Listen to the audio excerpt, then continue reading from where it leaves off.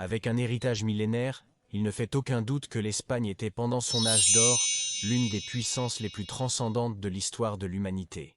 Preuve vivante de cela, l'espagnol ou le castillan comme langue maternelle d'environ 540 millions de personnes à travers le monde. Cependant, cet héritage surprenant s'est concrétisé pendant son époque impériale, dont la consolidation est généralement située en 1492 avec l'union des couronnes de Castille et d'Aragon. Alors, comment cet puissant empire, qui s'est étendu sur les 5 continents, a-t-il été formé? Depuis quand pouvons-nous parler de l'Espagne en tant que telle? Êtes-vous intéressé à connaître la formation et l'histoire impériale de la mère patrie? Alors, restez jusqu'à la fin de la vidéo. Aujourd'hui, nous avons la collaboration de mon ami Carlos de la chaîne Histoire en commentaire. Abonnez-vous à sa chaîne pour trouver d'incroyables vidéos d'histoire de toutes les époques. Je vous laisse le lien dans la description.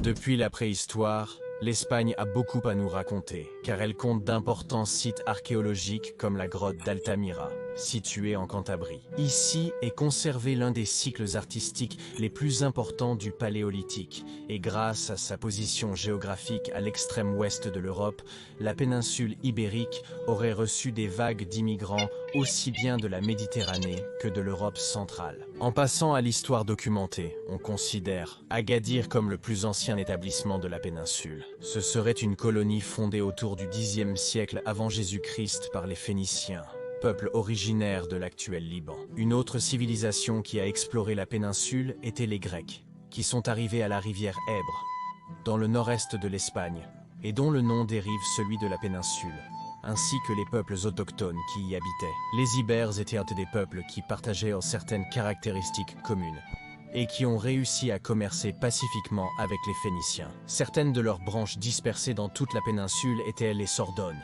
les Léiétans, les Oretans, les Astétans, les Ilergètes, les Castellans, entre autres. On pense que certaines de ces tribus étaient matracales, l'une de leurs œuvres les plus remarquables étant la Dame d'Elche trouvée à Alicante. Vers la fin de l'âge du bronze, un nouveau peuple originaire du Nord, les Celtes, d'origine indo-européenne, commence à apparaître et s'étend sur une grande partie de l'Europe, survivant aujourd'hui uniquement dans les îles britanniques. Les Celtes se sont mélangés avec les Ibères, donnant naissance aux célèbres Celtibères. Certains peuples résultant de cette fusion, les Arevaques, les Lusones, les Bélos, les Titos, les Pélendones, entre autres. En nous déplaçant vers le sud de la péninsule, il est important de mentionner le royaume de Tartessos, qui serait considéré comme le premier État organisé d'Espagne, qui s'étendait sur les provinces actuelles de Huelva, Séville et Cadix. L'origine de cette culture est incertaine, et on estime qu'ils étaient un peuple pré-indo-européen étranger aux Ibères. Le dernier roi, ainsi que le seul avec des références historiques de cet État, était Argantonio, dont la mort aurait signifié la fin du royaume. Reprenant l'influence étrangère, on note la fondation de villes grecques, telles que Sagunto et Emporion, dans les actuelles Valence et Catalogne respectivement. D'autre part, un peuple phénicien s'était consolidé comme une puissance en Méditerranée, Carthage, originaire de l'actuelle Tunisie, et qui s'est étendu dans le sud de la péninsule à partir du IVe siècle avec Rogi Ilsé. Dans la péninsule italienne, une nouvelle puissance se formait, Rome, qui a vaincu Carthage lors de la première guerre punique. Pour cette raison, les Carthaginois, dirigés par Hamilcar Barca, décident d'étendre leur domination sur l'Ibérie à la recherche de plus de ressources. Au cours de ce trajet, ils fondent la ville de Carthagène, situant la frontière sur le fleuve Èbre. Face au pacifisme des Ibères, l'extension a été rapide et sans rencontrer de grandes résistances. Le successeur et fils d'Hamilcar, Hannibal, dans un désir de revanche contre ses rivaux romains, envahit la ville de Sagunto, alliée de Rome. Cela a déclenché la deuxième guerre punique, après laquelle Rome, avec le soutien de certains Ibères, réussit à nouveau à vaincre les Carthaginois, les expulsant de la péninsule et inaugurant la domination romaine sur l'Hispanie. C'est vrai, les Romains lui donneraient maintenant cette nouvelle dénomination, et sa première division fut celle de l'Hispania Citerior et Ulterior. Cela marque le début du processus connu sous le nom de conquête romaine de l'Hispanie, qui a duré exactement 2 siècles. Les peuples du Nord ont montré la plus grande résistance. Les Celtibères, les Bétones, les Galaïcos, les Astures, les Cantabres et surtout les Lusitaniens. Ces derniers étaient un peuple indo-européen qui s'étendait de l'actuel Castelo Branco au Portugal vers le nord et dont l'origine était probablement italique ou celtique. Avec ce peuple ont éclaté les soi-disant guerres lusitaniennes, où se distingue le leadership du mémorable Viriato, qui malgré le fait qu'il ait donné un mal de tête à Rome, finit par être vaincu et assassiné, permettant ainsi l'avancée romaine. Les derniers à résister furent les Cantabres et les Asturiens au nord de la péninsule, achevant la totalité de la conquête vers le 19e siècle avec Egitse. Pendant cette époque, qui coïncide avec l'ascension de la République à l'Empire romain, l'empereur Auguste divise l'Hispanie en 3 provinces. La Bétique au sud, la Lusitanie à l'ouest, oui, c'est pourquoi on utilise le gentilé pour les Portugais, et la Tarraconaise, la plus vaste des 3. Une fois le pouvoir romain consolidé sur l'Hispanie, un intense processus de romanisation du territoire commence, ce qui inclut l'introduction de leurs croyances religieuses, ainsi que leur langue, le latin, qui s'est adapté pour former les diverses langues qui sont parlées jusqu'à aujourd'hui dans la péninsule. Le latin étant la langue officielle, les langues natives comme l'ibère ont progressivement disparu, ainsi que leur culture et leur identité. À la place, une nouvelle identité a été créée, les hispano-romains. En fait, la province a acquis une grande importance dans l'Empire grâce à ses richesses, qui comprenaient des ressources agricoles et de l'or. Bien sûr, beaucoup des ibères natifs ont été vendus comme esclaves. D'autre part, une classe de grands propriétaires terriens avec une influence dans la politique romaine se formait. Certains empereurs d'origine espagnole étaient Trajan, Adrien ou Théodose. Vers le 3e siècle après JC, l'Hispanie a été à nouveau divisée, cette fois en 6 provinces, y compris un territoire dans l'actuel Maroc, la Maurétanie tingitane. D'autre part, commencent les invasions barbares, qui ont commencé à se faire sentir sur toutes les frontières de l'Empire romain. Dans le cas de l'Hispanie, l'Empire gaulois se distingue, qui après avoir envahi la province de la Gaule, a occupé l'Hispanie pendant une courte période. Après la légalisation du christianisme par Constantin et son officialisation ultérieure dans l'Empire par Théodose Ier, cette religion arrive en Hispanie, très importante pour la formation de l'identité espagnole. Et bien sûr, face aux dissidences initiales de la nouvelle religion, l'Hispanie aurait aussi ses propres martyrs. L'un des plus mémorables, le Galicien Priscillien d'Avila. Les invasions de la péninsule ont repris au XIe siècle, pendant le déclin d'un empire romain affaibli par les guerres civiles. Des peuples germaniques tels que les Suèves et les Vandales, ainsi que les Alains, ont formé divers États sur la péninsule. Mais les envahisseurs de cette époque les plus marquants pour l'histoire espagnole étaient les Wisigoths, un peuple germanique romanisé qui avait établi un royaume en Gaule, l'actuelle France, avec Toulouse comme capitale. Cela après la chute officielle de Rome en 476 après Jésus-Christ, les Wisigoths ont été vaincus par un autre peuple germanique, les Francs, qui les ont expulsés du territoire français actuel après la bataille de Vouillé. Avec cela, ils déplaceraient leur capitale à Tolède à partir de 507, établissant une monarchie basée sur l'arianisme, une branche non trinitaire du christianisme qui s'opposait à la nature divine de Dieu, alléguant que Dieu le Fils a été créé par Dieu le Père. Tout au long du VIe siècle, des royaumes qui se sont établis dans la partie occidentale de la péninsule. Seul le royaume suève est resté. Vers le nord, un groupe de Basques d'origine étrangère même aux Indo-Européens a cherché à rester à l'écart du royaume wisigoth. De même, l'Empire byzantin, successeur de Rome à l'est, envahit la péninsule depuis le sud. Vers le 7e siècle, les Wisigoths avaient réussi à prendre le pouvoir de toute la péninsule, expulsant leurs ennemis. Pour obtenir l'unité de la nation, le roi Recaredo s'était converti au catholicisme, favorisant ainsi la fusion avec les classes dirigeantes hispano-romaines, qui ont également conservé leur langue et leurs coutumes. Malgré cela, des conflits internes ont continué tout au long du siècle, tandis qu'un nouvel empire avec une nouvelle foi se propageait à travers la Méditerranée, le califat Omeyyade s'autoproclamant comme le successeur de Mahomet pour étendre l'islam.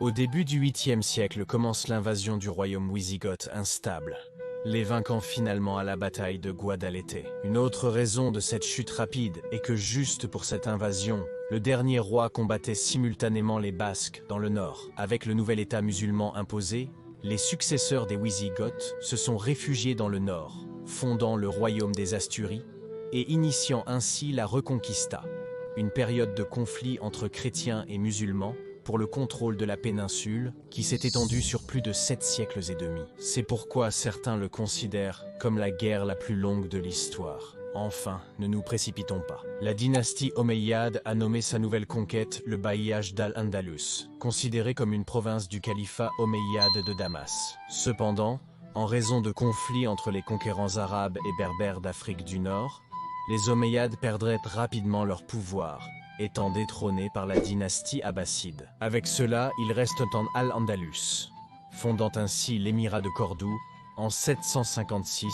Comme vous pouvez l'imaginer, pendant cette période commence une forte influence de la culture islamique et arabe, cette dernière langue étant considérée comme une langue cultivée. Certains hispano-romains qui se sont convertis à l'islam ont été appelés mouladis, tandis que ceux qui sont restés dans la foi chrétienne étaient connus sous le nom de mozarabes. Ce dernier terme a également été utilisé pour désigner la langue romane qui a été influencée par l'arabe et qui conserve encore à ce jour certains des emprunts que nous utilisons aujourd'hui. En ce qui concerne l'expansion de l'islam, qui avait été freinée depuis la bataille de Poitiers, où ils avaient été vaincus par les Francs, elle a été rendue impossible après la création de la Marca Hispanica, établie par Charlemagne en 795 comme un état tampon entre l'émirat et l'empire carolingien. De même, les Francs n'ont pas non plus pu avancer après avoir été vaincus par les Basques à la bataille de Roncevaux. En parlant des Basques, ils ont pu créer un nouvel état chrétien dans le nord,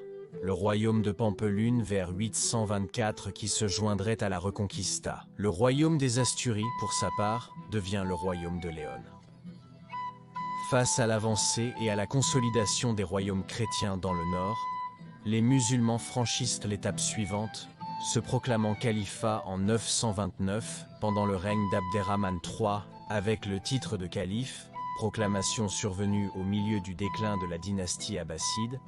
L'émir de Cordoue s'autoproclame comme successeur du prophète, ainsi que l'autorité suprême de l'islam. De cette manière, commence l'époque de la plus grande splendeur politique, culturelle et commerciale d'Al-Andalus, pouvant même s'étendre un peu, occupant le nord de l'actuel Maroc. Bien sûr, parallèlement à cet éclat culturel du califat, les royaumes chrétiens du nord se renforcent, remportant des victoires comme la bataille de Calatagnazor, un événement dont la véracité est douteuse, mais qui est considéré comme une défaite musulmane qui a donné lieu au début d'une série d'affrontements entre les familles dirigeantes musulmanes. Le déclin du califat avait commencé. En l'année 1030, le califat se désintègre officiellement en divers royaumes connus sous le nom de taïfas. Et bien sûr, la désunion vous affaiblit. De leur côté, les États chrétiens continuaient à progresser en même temps que de nouveaux royaumes apparaissaient, tels que Castille, Aragon et Galice. La reconquête à ce stade était déjà irrépressible, bien que, d'un autre côté, il a été retenu grâce au paiement des parias,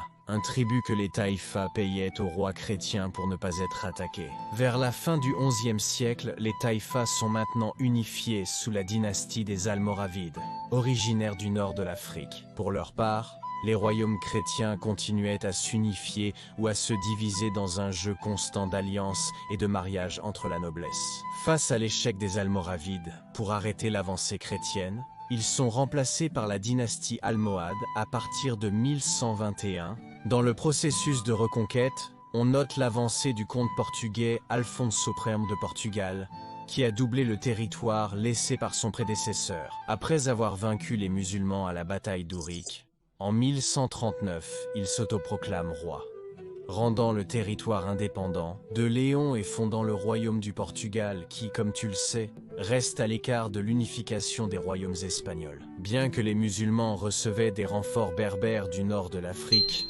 la reconquête a continué. Le prochain jalon serait la bataille de Las Navas de Tolosa, où la coalition chrétienne remporte une victoire décisive contre les Almohades. Ceci est considéré comme le début du déclin de cette dynastie, qui voyait également l'émergence de nouveaux États musulmans en Afrique du Nord. En 1230, la Castille est unifiée avec Léon, marquant le début de la couronne de Castille. La couronne d'Aragon, quant à elle, s'était unifiée avec les comtés catalans et avait annexé les îles Baléares. La Navarre, autrefois Pamplona, a maintenu son territoire presque stable. Les Almohades ont fini par être expulsés vers 1238, remplacés par le royaume de Grenade, sous le commandement d'une nouvelle dynastie, la Nazarie. Au cours du XIVe siècle, les couronnes de Castille et d'Aragon ont continué leur expansion. Alors que la Castille envisageait l'expansion atlantique en compétition maritime avec le Portugal, l'Aragon s'aventurait dans les îles de Sardaigne et de Sicile.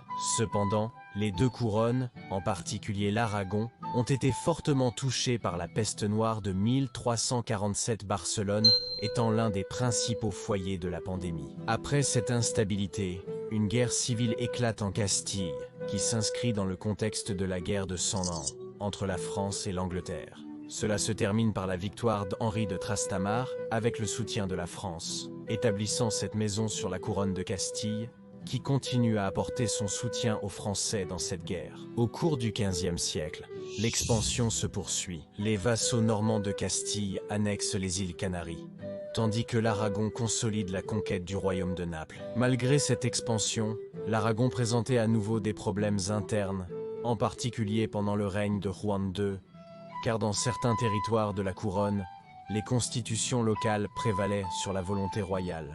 Ce fut le cas du comté de Barcelone, où les institutions catalanes se sont rebellées contre l'autorité royale, menant à la guerre civile catalane dans laquelle Juan II d'Aragon réussit à réprimer ses adversaires. Cependant, un mariage historique changerait le paysage de l'Aragon. L'union entre l'héritier de la couronne, Fernando d'Aragon, et Isabelle la catholique, princesse de Castille. Oui, commence l'ère des rois catholiques. Cela attirerait l'attention internationale, car à la mort du monarque castillan en 1474 se pose la question de la succession entre la susmentionnée Isabelle, mariée à Fernando d'Aragon, et la fille d'Henrique, Juana la Beltraneja, mariée au roi du Portugal. Cela déclenche une guerre de succession entre les Isabéliens et les Joannistes, soutenus par les couronnes de leurs deux époux. Après la victoire des Isabéliens, l'union dynastique entre la Castille et l'Aragon est reconnue, qui à leur tour renoncent au trône du Portugal, l'éloignant encore plus des royaumes.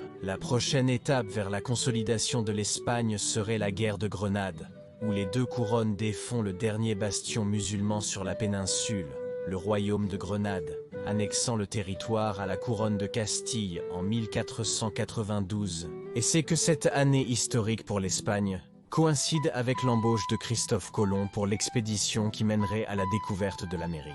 Avec l'annexion de la Navarre vers 1510 et la conquête ultérieure de divers territoires en Amérique, on entre dans l'ère impériale espagnole, une époque sans précédent où cette glorieux empire laisse un héritage qui se vit encore aujourd'hui dans chaque coin du monde. Bien sûr, le débat sur quand l'Espagne existe en tant que telle persiste jusqu'à aujourd'hui. Et toi, ton avis ? Quand cet argument devrait-il être pris en compte? Avec le mariage des rois catholiques? Ou peut-être avec l'ascension de la maison d'Azurgo? N'oubliez pas de laisser votre commentaire et si vous avez aimé cette vidéo, soutenez-moi avec un like et abonnez-vous à ma chaîne. Vous pouvez également me suivre sur mes réseaux. Et si vous êtes intéressé à soutenir ce projet, tout don sur Patreon sera le bienvenu. À la prochaine.